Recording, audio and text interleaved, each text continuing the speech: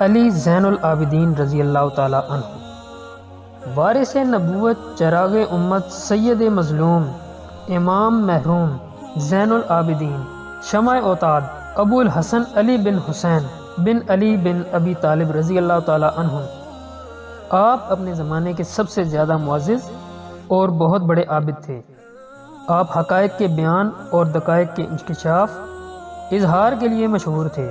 آپ سے دریافت کیا گیا کہ دنیا و آخرت سب سے زیادہ نیک بخت شخص کون ہے؟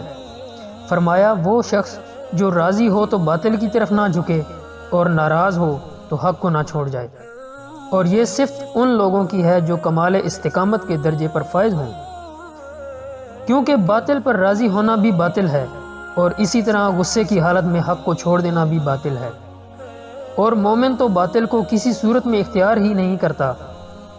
روایات میں آیا ہے کہ جب حضرت امام حسین بن علی رضی اللہ تعالی عنہ کو ان کے فرزندوں سمیت کربلا میں شہید کر دیا گیا تو سوائے حضرت زین العابدین رضی اللہ تعالی عنہ کے مستورات کی نگرانی کرنے اور انہیں حوصلہ دلانے والا اور کوئی نہ تھا۔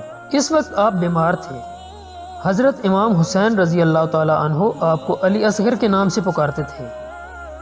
جب انہیں اونٹوں کی ننگی پیٹھوں پر بٹھا کر دمشق میں یزید کے سامنے لایا گیا تو حاضرین میں سے ایک شخص نے آپ کو کہا، اے علی اور رحمت کے گھرانے والوں، آپ لوگوں نے کیسی صبح کی ہے؟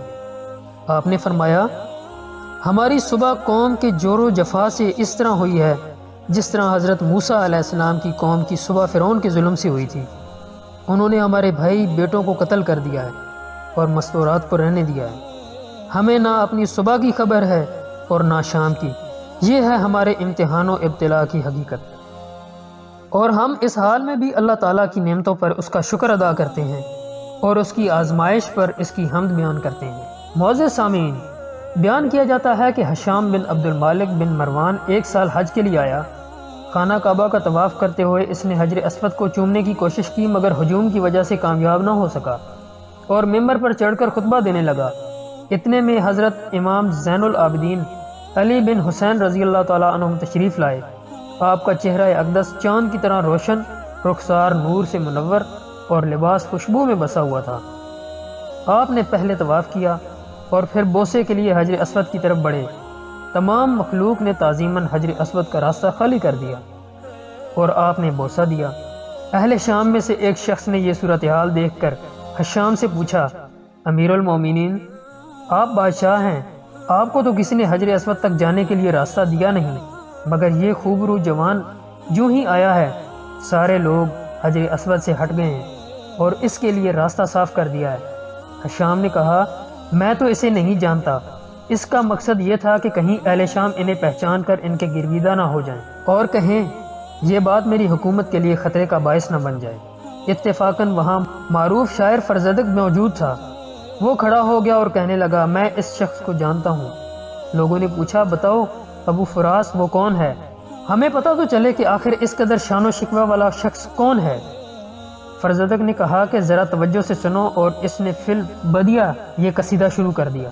یہ وہ شخص ہے کہ مکہ معظمہ جس کے نقش قدم سے شناسہ ہے، اسے بیت اللہ، حرم اور غیر حرم سب جانتے ہیں۔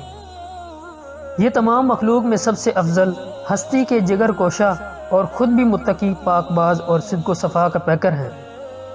اگر تو اسے نہیں جانتا تو جان لے کہ یہ سیدہ فاطمہ کے لخت جگر ہیں، اور یہ وہ ہیں جن کے جد امجد پر اللہ تعالیٰ نے سلسلہ نبوت کو ختم کر دیا۔ جس وقت آپ پر قریش کی نگاہ پڑتی ہے تو ان میں سے ہر شخص پکار اٹھتا ہے کہ اوصاف حمیدہ ان پر ختم ہیں۔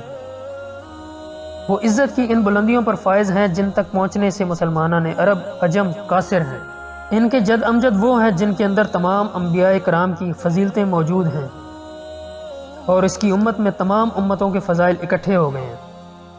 ان کی پیشانی کے نور سے اندھیرے اس طرح منور ہو گئے ہیں جس طرح آفتاب کی آمد سے تاریکیاں چھٹ جاتی ہیں۔ حجر اسود نے آپ کو آپ کی خوشبو کی وجہ سے پہچان لیا ہے تاکہ وہ اسے بوسہ دینے آئیں اور حجر اسود خود ہاتھ چوم لے۔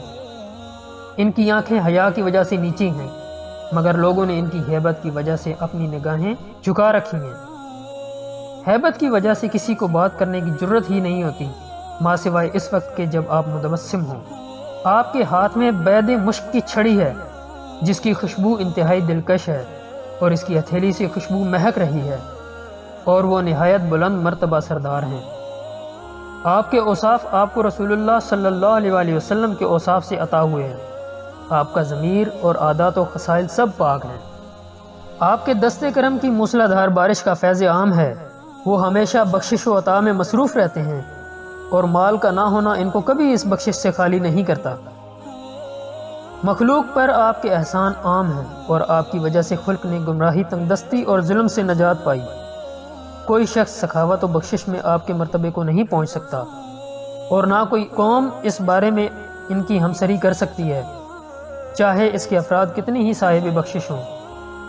وہ قحط سالی کے دوران باران رحمت ہیں، خوف و مصیبت کے وقت جنگل کے شیر ہیں۔